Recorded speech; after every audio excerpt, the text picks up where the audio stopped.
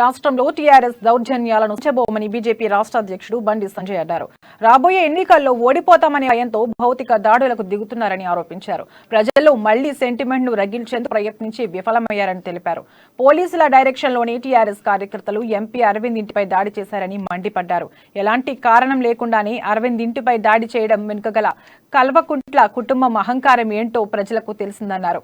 CM KCR రాజకీయాల కోసం కూతురు కవితను పావుగా వినియోగించుకుంటున్నారని బండి సంజయ్ ఆరోపించారు. ఎంపీ అరవింద్ చేసిన వ్యాఖ్యలో నిజం ఉంది కాబట్టి టీఆర్ఎస్ నేతలు భయపడుతున్నారని తెలిపారు. రాష్ట్రంలో శాంతి భద్రతలు క్షీణించాయని, రాజకీయ నేతల ఇండ్లపై దాడులు చేయడం సరికాదన్నారు.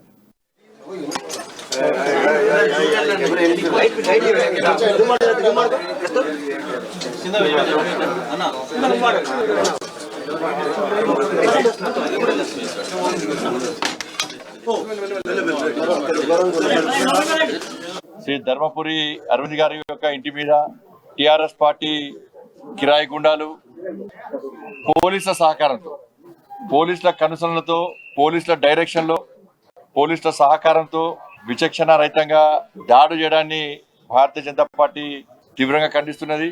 దాడి చేయాల్సిన కారణం లేదు. వారము నిజామాబాద్లో సమావేశంలో ఉన్నారు. వాళ్ళ నాన్నగారు ఆరోగ్యం బాగలేదు.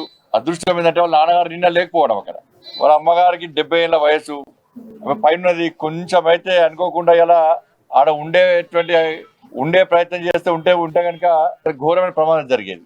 శ్రీ ధర్మపురి అరవింద్ గారి యొక్క ఇంటి మీద